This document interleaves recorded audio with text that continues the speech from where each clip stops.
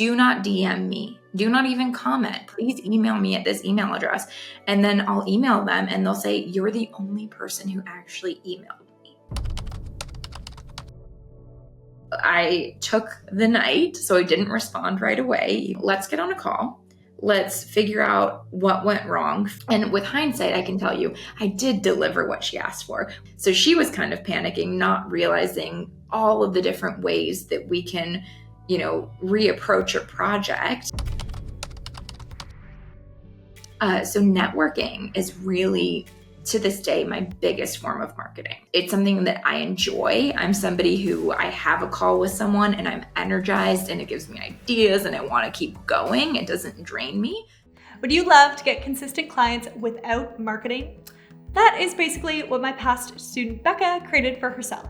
She differentiated herself from all of the other Squarespace designers out there by coming up with an exceptionally unique service, putting her in a competition pool of one, and then she paired that with a marketing strategy straight out of all designers' dreams. Basically, not needing to do anything to get new clients. Now, how did she manage this miracle?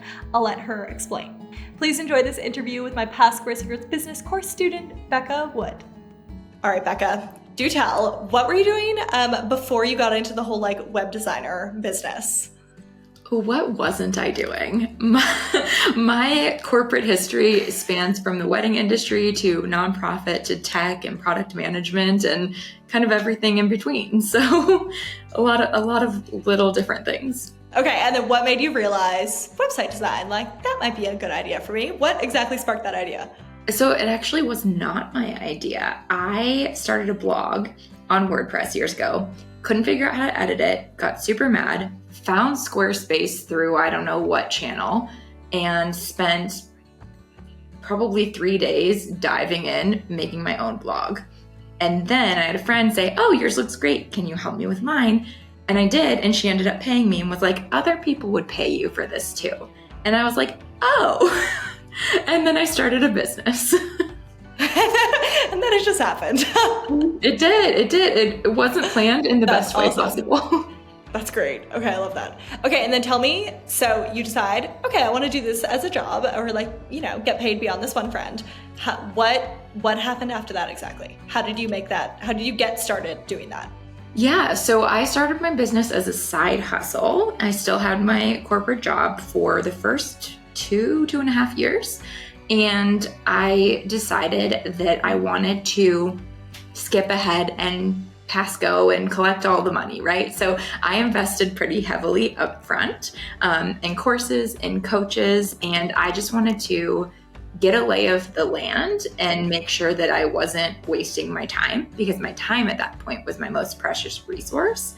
And doing that helped me really kind of wrap my fingers around this whole business thing and feel like I kind of had control, where sometimes you feel like you don't have a lot of control as an entrepreneur. So I made some big investments, and those helped me make connections and get my first couple of clients. And a lot of my business at that point was referral based after I got the first few clients. Love that. Okay, amazing. And then so side hustling for a while is very, very common. Can you tell me about what was some of the things that you were doing? How did you design the business so that it was possible to do it on the side of a full-time job? So if you guys want to know in detail, I have a blog on Paige's blog that's a few years old at this point, but it is still full of amazing information. But basically, I was doing 1-day website designs. So I would meet with my clients in the evenings after work, do the prep stuff, answer their questions, get them prepared for the day of, and have copy and images and everything ready to go. And then Saturdays were my working business day, where I would design an entire site start to finish. And by the end of that day, they could press publish. And that meant I had Sunday to have a weekend and have some time off and a real life and all of those things. And that was the best balance that I could find at that point in time. That makes total sense. I love that. And then can you tell me, people always want to know, when you start a website business, how do you get the first few clients? So after that one friend and everything, tell me again, what was it from there? How did you find those other clients? Yeah. So I felt I kind of constantly always felt like I was behind at the beginning. I'm somebody who likes to know everything before I start something and gather a lot of research and information and education and all of those things. So I like to gather all of the information and do a lot of research and know all of the things. So I actually did a couple of sites for free for some of my friends in my network.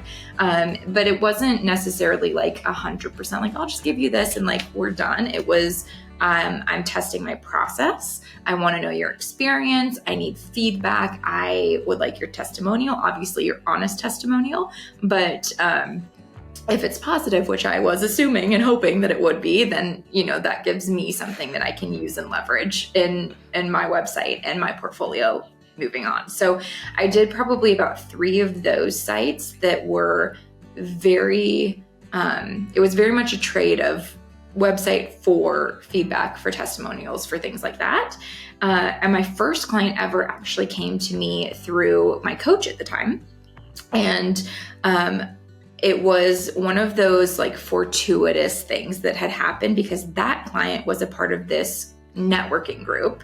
She showed her website to the leader of the networking group who loved it, who was like, this is exactly what I preach in a website, but I don't want to make websites. Mm-hmm. Different members just started coming to me. And for a long time, I didn't have to advertise because it was all word of mouth. And that client still to this day has brought me more people than I could have ever imagined when I was fumbling my way through my first paid site at the time.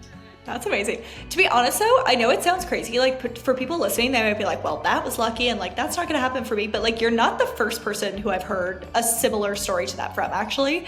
So that is definitely a thing. Like if you get one good client, they can refer you an absolute ton of people. Can you share? I would love to know. Okay. So after you get those clients from that first client, what did you decide to do for marketing after that? Like what was your marketing game plan to continue getting more people? Okay, so I don't know if you're gonna like my answer because I feel like you're the queen of content, but I have never been one to be consistent with content marketing. And I think early it is not the only way. It is not the only way. Right. So I think early on, one of the things, and I think your course really helped teach me this, the business, Square Secrets business helped teach me this, that there are a million ways to run a business. And I felt like, especially at the time, because this was about 5 years ago, it was, you've got to be blogging, you've got to be on Instagram, you've got to have your value posts. And it just wasn't jiving with me. And it felt like a chore every single time. So networking is really, to this day, my biggest form of marketing. And it's something that I enjoy. I'm somebody who I have a call with someone and I'm energized and it gives me ideas and I want to keep going. It doesn't drain me.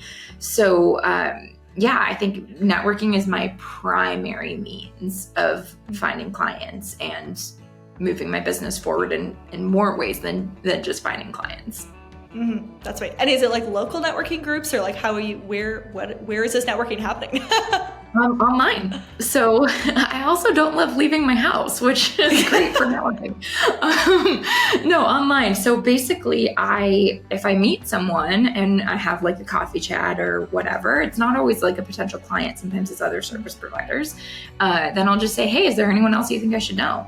And then is there anyone you're looking to meet that would be helpful for your business, and kind of do an exchange of introductions. And normally from like one meeting, you get 2 or 3 other introductions that are quality people because they've, been referred to you in a sense. Mm-hmm. Yeah, I could totally say that for you. Like, it's interesting. Every time I talk to a different student and then they tell me about their marketing strategy, I'm like, it always just feels like it fits them. And so like, that's why they're successful, is because they found the marketing strategy, which does fit them. And I feel like networking definitely makes sense for you. So that's amazing. The other thing is, and I feel like people are going to be like, oh, when I say this, Facebook groups. Mm-hmm. I get so many clients from Facebook groups.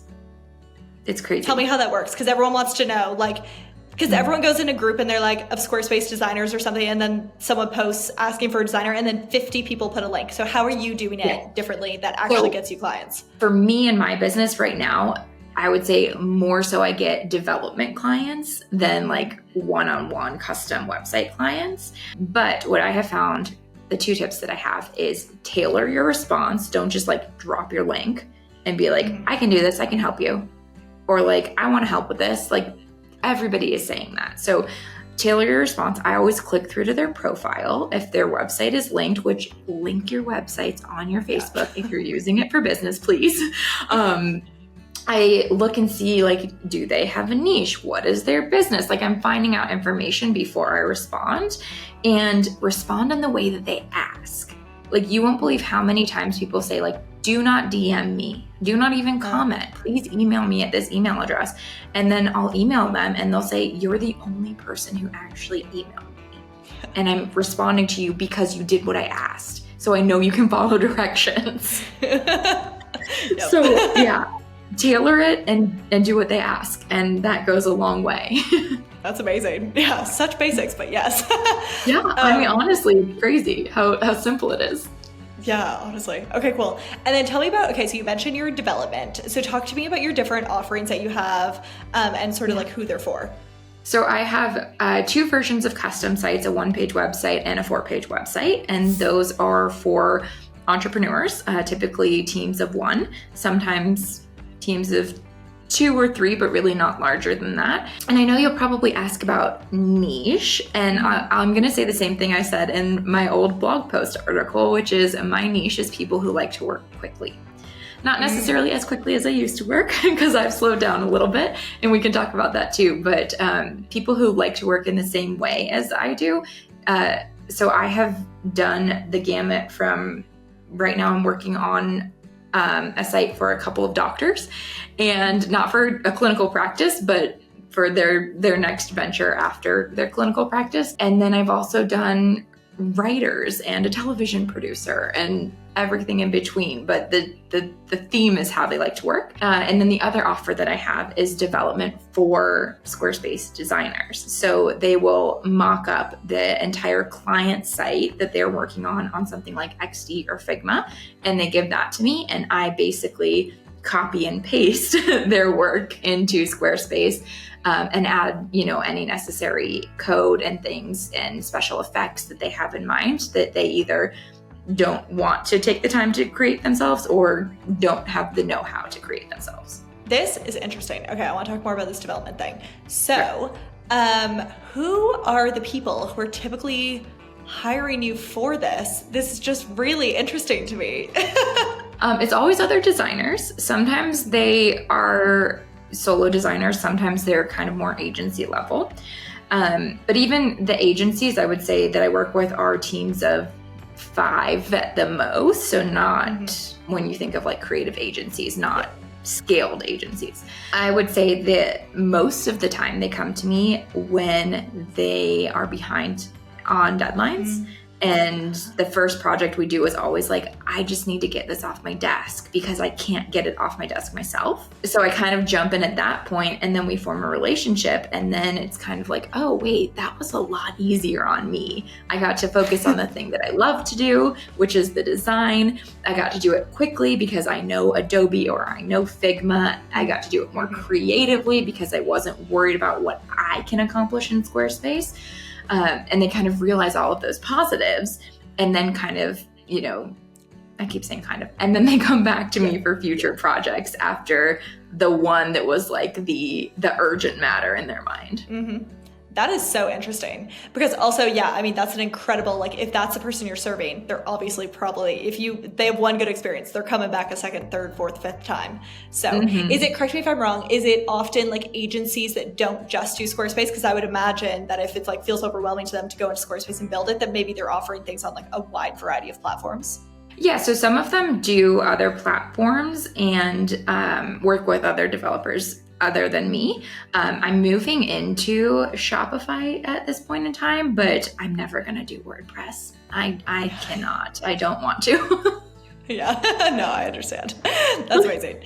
The other thing which I'd be curious to know, so talk to me about, again, this was years ago, but how did you originally find the courses and why did you think like, okay, I need to take, I would be served by taking one of these courses? Just curious how that resulted. Yeah. So at the time, like I mentioned, I'm somebody who likes all the information and I want to have a well-rounded picture before I start. So I think your course was the first course that I ever took. And I think I got the bundle off the bat. If I didn't, then I added both at some point in time. It's been a few years, so it's a little blurry. But what I liked about it was the idea that everything was like presented to me in a cohesive way. I wasn't having to search to find the information, because I mentioned when I created my second blog, I was like trying to find this on YouTube here and this on a blog post there. And it was kind of chaos, and it was great for what it was. I was proud of what I created without, all of the knowledge that I needed. But it took me days or weeks to do the research to figure out the thing that I wanted to do. And I wasn't doing it in the best way. So when I came across your blog post first, which is probably half of what I used to put together that first blog. And then I realized that you had the courses. It was kind of a no-brainer. I think the best thing about it was realizing, this is kind of ironic after we just talked about my development services, but it was realizing that I didn't have to know all of the things that in my mind at the time were scary website things. Keep doing air quotes. Were scary website things. And I could create something that was beautiful, that I was proud of, that other people were impressed with, because that's part of having a business, right? You're not going to hire someone if you're not impressed with their work, and do it in a way that was accessible to me and my knowledge at that point in time. That makes total sense. That's really interesting. Yeah. Okay, cool. And then tell me about pricing on your different offers. What is like an average investment that clients are making to work with you these days? Yeah. So my one-page websites are $1,200. Most of the time people will do one page plus a blog kind of a thing, so they don't tend to stay at that price point. My 4-page sites are $4,000. On the development side of things, one of the things that I realized was a big pain point on that side for designers looking to hire was that they couldn't just quote their own projects. They felt like they had to find a person for a potential project, have this whole big conversation, then give their quote with that pricing built in, and then hope that it panned out and they didn't waste that person's time with the discovery call for a project that might not have ever panned out, kind of a thing. Mm-hmm. So I wanted to create like simple, clear pricing where they could go on my site, see what it would be, quote the project themselves, and then come back to me with my pricing in mind. So I do $300 per page with a little caveat of, if it's a super long sales page, it's probably going to be about $500 if it gets greater than 10 sections. And then I do a $500 global CSS setup fee for those like big sections that are kind of the showstoppers that you're using on multiple pages that require a lot of code. Yep, that makes total sense. And that's so smart. I mean, that's a really good, like, seeing a problem, making the solution, just making it very easy for your client, very intelligent. Thank you. Okay, good. So you mentioned at the beginning that like needing to have all the information, needing to know all of the things and everything. Can you talk about, did you deal with imposter syndrome, and how did you get yourself over that? Of course, I dealt with imposter syndrome. I don't know anybody who has not dealt with imposter syndrome.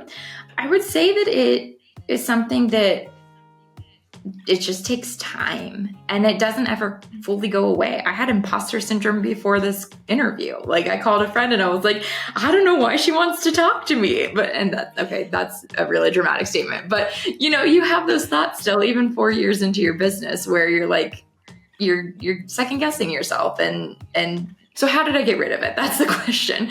I would say, one, it is just the repeated process of delivering a site and having your client be happy with it. Two, it is the learning moments of when that doesn't go to plan, when you deliver a site and the client isn't happy with it, and how do you respond, and knowing that it's still okay if that happens. Because I think part of imposter syndrome, especially on the design side, is what if they don't like it? What if they think it's not good enough? Which is always the question when it comes to creative work. And I did have one that I can think of that was very much like, wait, this wasn't what I asked for. And everything in me was like, I should just give her money back. Like, and that's not how I ended up approaching it. I took a day, figured out what my plan was. And in the end, she walked away with a site she was really, really happy with. And I was really glad to learn through that moment that it's not going to be smooth every time, but I have the skills to handle it when it isn't. So I think the smooth moments and the not so smooth moments are how you kind of work through it and just gain a little bit of confidence every single time. I love that. Okay, talk to me about exactly what you did there, because a lot of people are afraid of exactly that scenario happening, of them showing a website to a client not being happy with it. What did you do in that situation? Was there anyone that you talked to, or like how did you come up with the solution, and what was the solution? Yeah. So I have a few Biz Besties on speed dial. And by speed dial, I mean Voxer. If y'all aren't using Voxer with your business friends, start using Voxer with your business friends. I probably sent a few panicked messages like, this is what just happened. How have you handled it? What should I be thinking of, kind of a thing. I took the night, so I didn't respond right away, even though everything in me wanted to fix it, but I wanted to have a game plan before I replied. And then I think what I ended up doing was saying, let's get on a call. Let's figure out what went wrong from the ideation of, our kickoff call to the delivery, because in my mind, I had delivered what she asked for. And with hindsight, I can tell you, I did deliver what she asked for. When she saw what she asked for, she realized that wasn't what she wanted. And so knowing that also helped me feel a little bit better about the situation. Yes. And honestly, the changes that she wanted weren't really that drastic, but she didn't realize that. She looked and thought, oh goodness, this isn't what I wanted. And thought that's it, that's the end. I made this huge investment and I didn't get what I wanted. So she was kind of panicking, not realizing all of the different ways that we can, reapproach a project. And really, it was minor tweaks. It just, I think a little bit was her panic, a little bit was my panic, and a little bit was the delivery of the message was like, this is not it. Whereas really the delivery could have been, I'm not loving this section and this section and this section, but everything else is okay. That makes sense. Totally. And I mean, I think that's what you deal with as a website designer is your business owners, this is the big, exciting investment for them and everything. And they often, not always, but often they've never worked with a designer before. So they don't really know how big of a deal it is to change something. Right. So yeah. Exactly. Mm-hmm. That makes sense. It's perfect. Okay. And then people also always want to know, how do you find Biz Besties? How did you find your Biz Besties? Because people want Biz Besties. Oh, yeah. Yeah. So I feel like this is going to be an overconfident statement, but I think a little bit some of my friends saw me starting a business and realized it was possible. And so eventually started their own. Not that I'm 100% responsible for that, but I think they kind of, saw the iteration and realized the thought that they had was feasible. Then the other part was a lot of my Biz Besties right now are other designers. And I think for a while I kind of shied away from it because I wasn't really networking with other designers because I was thinking they're not going to bring me clients. We want the same clients. Not in a competitive way, just in I was using networking as marketing and was thinking I would be getting leads from other sorts of business owners more so than other designers. But what I've realized is the value of other designers is they know exactly these problems and these scenarios that you come up with. You can workshop design ideas. I can't tell you how many times I've shown off a website to my design friends before a client has even seen it and said, give me feedback, tear it apart, tell me what you think. I stumbled into a couple of web design networking calls. Those have led to some great relationships. And then one in particular is another mom friend. I just had my first child. She's 6 months old, and balancing maternity leave, pregnancy, working with a baby at home, it is a whole other level of figuring out how your business works with your life that we haven't even touched on yet. Yeah. Okay. Yeah. We need to get into this. Yeah. Having a mom friend who has a similar business to you it's just made all of the difference in helping me figure out, she's got 3 kids. She's done this for a while. Okay. Yeah. She knows. Yeah. Okay. Amazing. So one, congratulations. So exciting. Thank you. Can you tell me about mat leave, and then tell me about how this business has worked, or have you had to change things to make it fit with being a new mom? Okay, I'm going to start with pregnancy because that will answer the second question. I knew my business wasn't sustainable after baby came because I like to work so fast. So that is why when I alluded earlier on that my timelines have extended and I've gotten slower, because I knew that my time would become more precious and I might not have the same level of energy that I had or the same number of hours in a day that I once had. I currently am working on 2-week timelines for both custom sites and development sites. And that was one of the changes I implemented in pregnancy, with the idea of what was to come, the thoughts that I had, you don't really know, but the thoughts that I had of what was to come. The second thing is my emphasis on development sites. I wanted to have less time spent in my business. I didn't want to have to work harder for like the marketing and finding the projects and all of those sorts of things. I wanted the time in my business to be spent either working on strategy or working on actual client work that was revenue generating. So basically, if work at this point isn't revenue generating for me, it's really, really hard for me to prioritize it when I could be prioritizing my little baby. And that's what I really want to be prioritizing. So the development stuff was my big answer, because what it allows me to do is have a repeat relationship, right? So if you go to business school, the first thing that they'll tell you is it's cheaper and easier to maintain a client than it is to find a new client. And I was in this cycle of do a project, find a new client, do a project, find a new client. And it wasn't sustainable for me. So at this point in time, my emphasis is working with designers and doing multiple projects with those designers. If I happen to get inquiries for custom clients, I'm still doing them, but I'm not chasing those anymore. So that was the other huge shift in my business. And it's been a really freeing shift in my business too, to realize that it doesn't have to look the way that I thought it was going to look 4 years ago. That's something else that I learned in your courses, seeing all of the different models and the stories that that you showcased, but people were sharing in Square Secrets business. What I learned in Square Secrets business is that you showcased a few different examples of what a Squarespace business could look like, a web design business could look like. And it really opened my eyes to this idea of thinking about my business creatively and thinking about it in a unique way that worked for my life. So for a long time, that looked like those one-day website designs.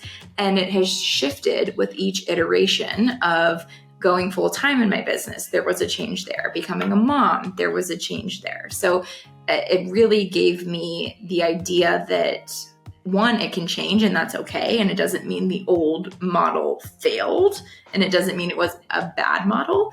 But two, the kind of freedom to say like, this is working for someone else and that's really great for them, but that doesn't mean that has to be my model. I love that. I love that so much.